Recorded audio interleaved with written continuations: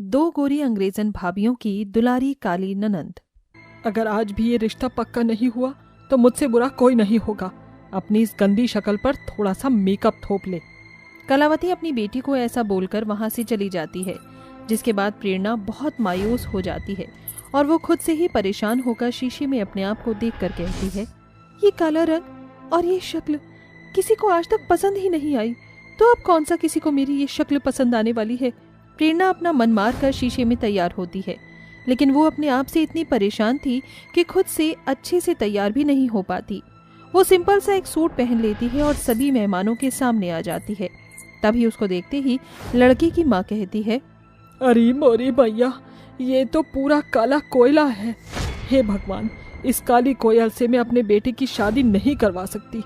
ये सुनते ही कलावती को गुस्सा आता है और वो पुष्पा से कहती है, ये तुम कैसी बातें कर रही हो? किसी के काले गोरे होने से कोई फर्क नहीं पड़ता। वो इंसान कितना अच्छा है ये बहुत ज्यादा महत्वपूर्ण है। और मेरी बेटी बहुत संस्कारी है। जैसी आजकल लोगों को अपने घर के लिए बहू चाहिए होती है, बिल्कुल वैसी ही है। तभी पुष्पा का बेटा लकी उसके कान में कहता है, ना ना माँ, नहीं, मैं नहीं करूंगा इस काले कोयले के साथ शादी। इसको तो मैं अपने दोस्तों के सामने भी नहीं ले जा पाऊंगा। अरे बेटा, तू चिंता क्यों करता है? इस कल्लो मैया की शादी तो तुझसे होने से रही। चल अब चलते हैं यहाँ से। फिर से एक और बेइज्जती होने के बाद प्रेरणा से रहा नहीं जाता और वो रोते हुए अपने कमरे में चली जाती है और अपने कमरे का दरवाजा बंद कर लेती है। बाहर से कलावती अपनी बेटी प्रेरणा से कहती है, हाँ हाँ, छुपा ले मुंह, कल मुंह ही करम जली। मुझे तो पता ही था कि इस बार भी तेरा रिश्ता होने से रहा। कलावती ऐसा कहकर अपने पति के पास जाती है। मैं तो इससे बहुत ज्यादा परेशान हो गई हूँ।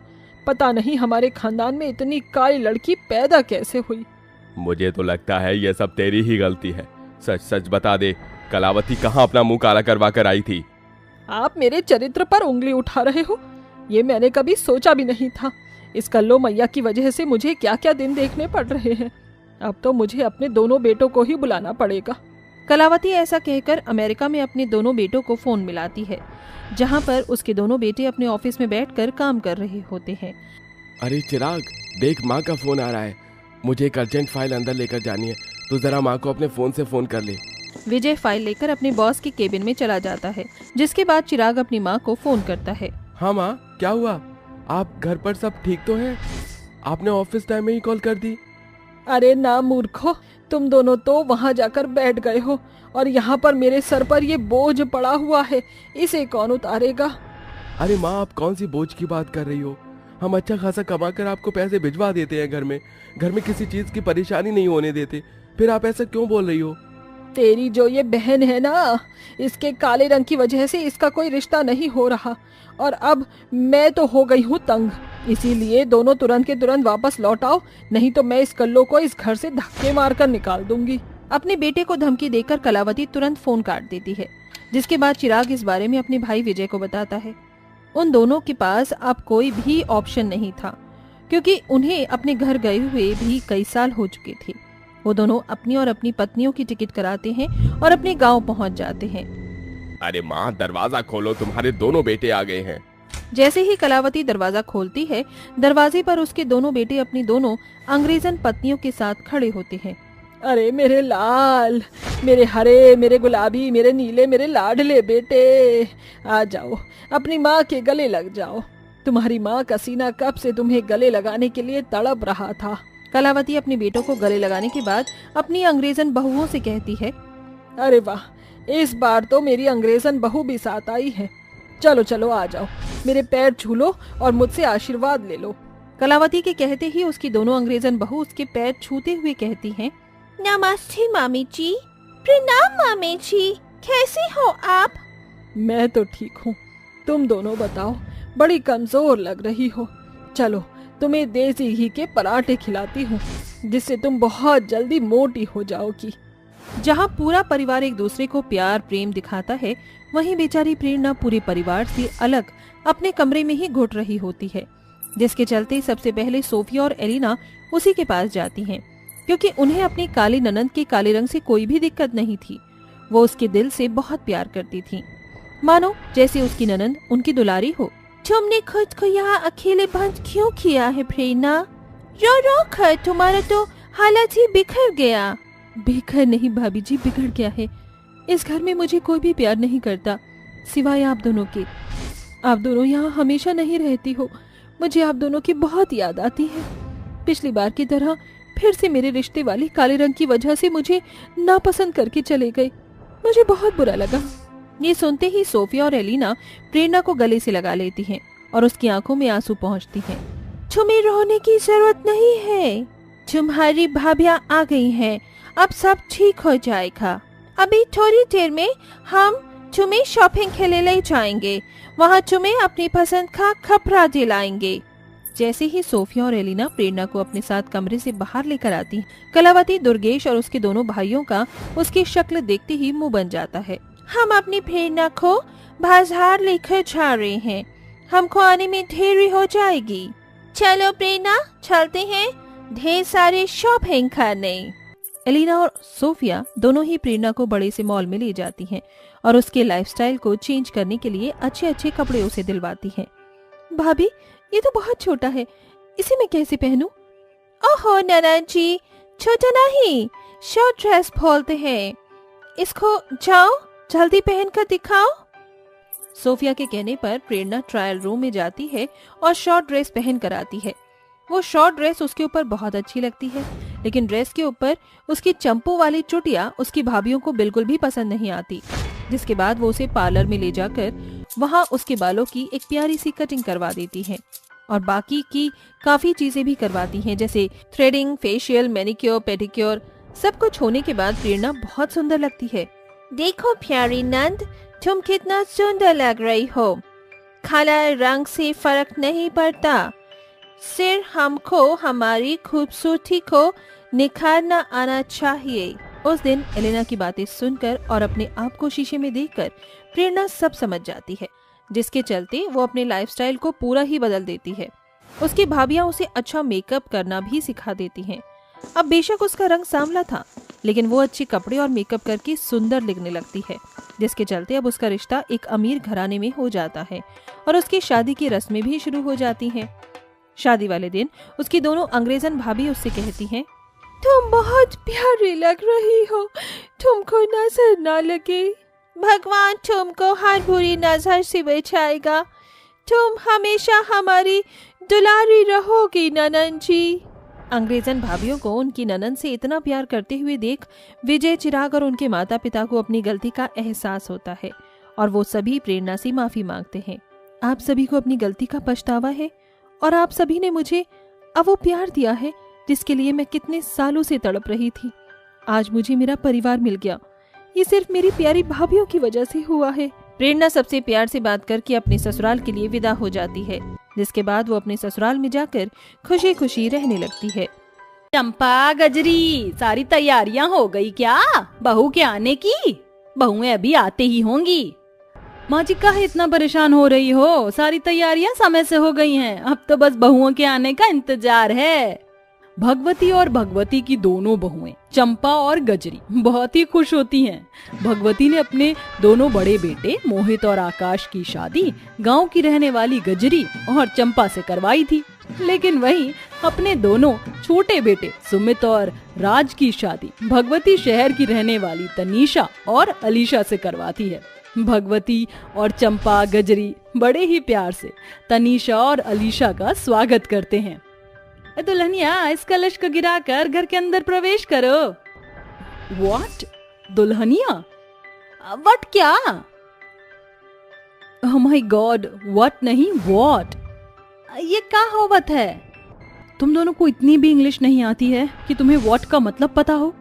हम तो देसी हैं, हमें ये शहर की अंग्रेजी ना आवत है, हम तो अपनी देसी भाषा में ही बहुत खुश हैं। ओह नो, ये हमारी कैसे घर में शादी कर दी है? देखो तो जरा, इन्होंने साड़ी भी बिल्कुल गांव की औरतों की तरह पहनी है और इनके पेट देखो इतने मोटे से हैं। शहर की दुल्हनिया, हमारे पेट कोई मोटे वोटे नहीं है, हम दोनों तो पेट से हैं। कुछ ही महीना में हमारे घर के आंगन में हमारा लल्ला खेलेगा। लल्ला क्या होता है? बच्चा, बच्चे को हम लल्ला कहते हैं। अलीशा, लग रहा है कि अगर हम यहाँ कुछ दिन और रहे तो हम लोग इन देहाती गांव वालों की तरह बन जाएंगे। इनके कपड़े पहनने का सेंस तो देखो कितना बेकार है, और इनकी लैंग्वेज तो OMG, मुंह खोलते ही गांव और देहातियों की बदबू आती है। मैं तो यहाँ कुछ दिन ही सर्वाइव नहीं कर सकती हूँ। You are right Tanisha. मेरी नई नवेली दुल्हनिया, अब दोनों क्या बात ही करती रहोगी या कलश गिराकर अंदर भी आओगी? भगवती के कहने पर अलीशा और तनीषा मुंह बनाते हुए कलश को गिराकर घर के अंदर प्रवेश करती हैं। अलीशा और तनीषा दोनों ही शहर की मॉडर्न लड़कियां होती हैं, जिन्हें मॉडर्न लाइफ ही जीनी पसंद थी। गांव में रहने के तौर तरीके दोनों को ही नहीं पता होते, इसलिए दोनों ही अपनी गांव की जेठानी को नापसंद करती हैं और उनके गांव के होने की वजह से उन्हें हमेशा ताने देते हैं। छी, ये क्या खा रही हो तुम दोनों? देसी घी है, माँ जी ने इसे हमारे लिए निकाला है। कहते हैं हलवे में देसी घी डाल कर खाने से बच्चा बिल्कुल तंदुरुस्त और गोरा चिट्टा पैदा होता है। इतना घी कौन खाता है? अरे इसमें तो पूरे होटल का खाना बन सकता है। तुम लोगों को क्या अपनी हेल्थ की बिल्कुल भी फिक्र नहीं है जो इतना घी खा रही हो? इससे तुम्हारा फिगर खराब हो सकता है। फिगर क्या? ये क्या होता है? अलीशा, तुम किन गांव की गवारों के सामने फिगर मेंटेन करने की बात कर रही हो? इन्हें तो फिगर का F भी नहीं पता होगा। अरे ओ शहरी बहुरिया, हमारे सामने ना ज्यादा लपड़ चपड़ करने की कोई जरूरत नहीं है। एक कान के नीचे लगा दिया ना, दिन में तारे नजर आ जाएंगे। हमें तो समझ नहीं आता तुम शहर के लोगों को हम गांव के लोगों से परेशानी क्या है। एक तो तुम्हारे शहर में प्रदूषण इतना है कि इंसान खुलकर सांस भी नहीं ले सकता। शुद्ध हवा खाने के लिए तुम हमारे गांव आते हो और हमारे ही गांव की बुराई करते हो। शर्म नहीं आवत है तुम लोगों को? और छोड़ चंपा, ये वही लोग हैं जिस थाली में खाते हैं उसी थाली में छेद करते हैं। तो हलवा खा, इनके चक्कर में हम अपना हलवा क्यों ठंडा करें? चंपा और गजरी का ऐसा जवाब सुनकर तनीषा और अलीशा को बहुत गुस्सा आता है और वो मुंह बनाते हुए अपने कमरे में चली जाती हैं। तनीषा अलीशा की शादी को पूरा 1 महीना हो चुका था, लेकिन इन दोनों ने घर के किसी भी काम को हाथ नहीं लगाया था। गर्भवती होने पर भी चंपा और गजरी ही दोनों घर के काम किया करती थी। ऐसे ही समय बीतता रहता है। अलीशा और तनीषा को पता चलता है कि वो प्रेग्नेंट हैं। दोनों ही जाकर ये खुशखबरी घर वालों को बताते हैं, जिसे सुनकर सारा परिवार बहुत खुश होता है। अब तो मेरे आंगन में 1 नहीं 2 नहीं पूरे 4 लल्ला लल्ली खेलेंगे। तनीषा, अलीशा, आज के बाद तुम दोनों अपना खास ध्यान रखोगी। बाहर की उल्टी सीधी चीजें आज के बाद बंद। सिर्फ घर का खाना खाओगी, वो भी देसी घी में बना हुआ, समझी? भगवती के सामने तो तनीषा और अलीशा हाँ कर देते हैं, लेकिन भगवती के जाते ही दोनों शहर की बहुएं ऑनलाइन पिज्जा, बर्गर और कोल्ड ड्रिंक ऑर्डर करते हैं। जिसके बाद दोनों शहर की बहुएं आराम से बैठकर उन्हें खाती हैं कि तभी वहाँ चंपा और गजरी आ जाती हैं।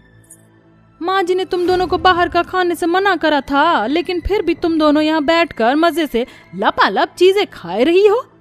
आखिरकार तुम दोनों को हम दोनों से प्रॉब्लम क्या है? अपने काम से क्यों नहीं काम रखती हो?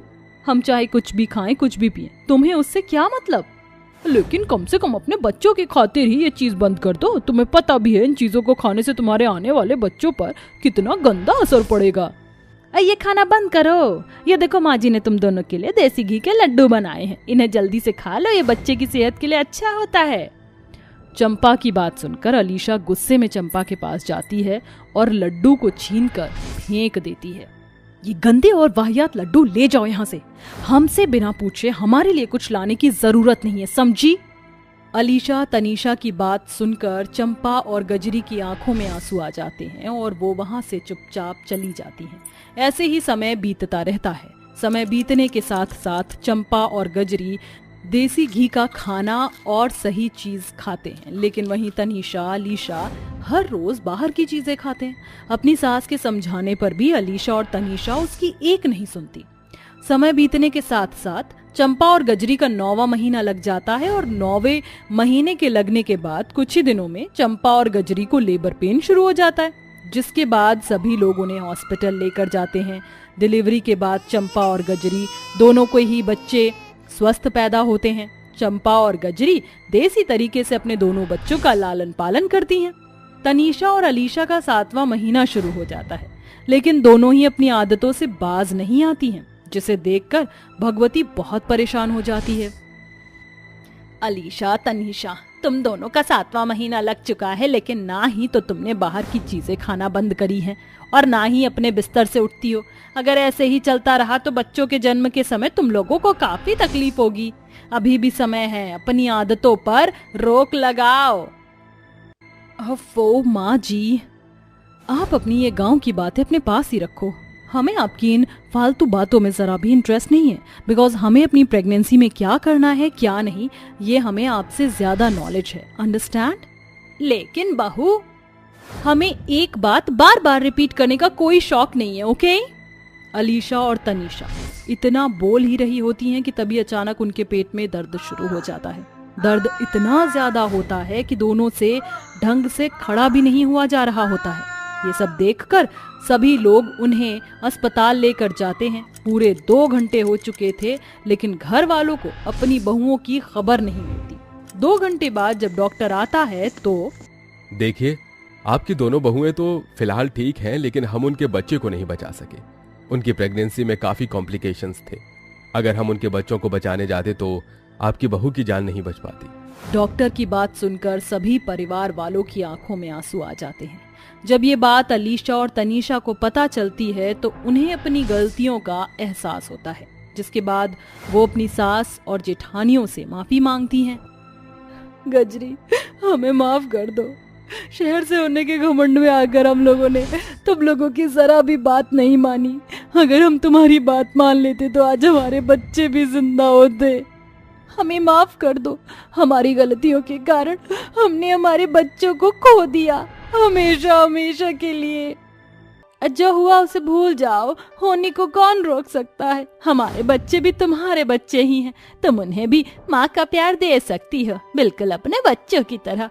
और मुझे भगवान पर पूरा भरोसा है, तुम दोनों दोबारा जल्दी माँ बनोगी। चंपा और गजरी की बात सुनकर तनीषा और अलीशा की आंखों में आंसू आ जाते हैं। अब दोनों शहर की बहुएं सुधर जाती हैं और अपनी बहुओं के बच्चों का अपने बच्चों की तरह ख्याल रखती हैं।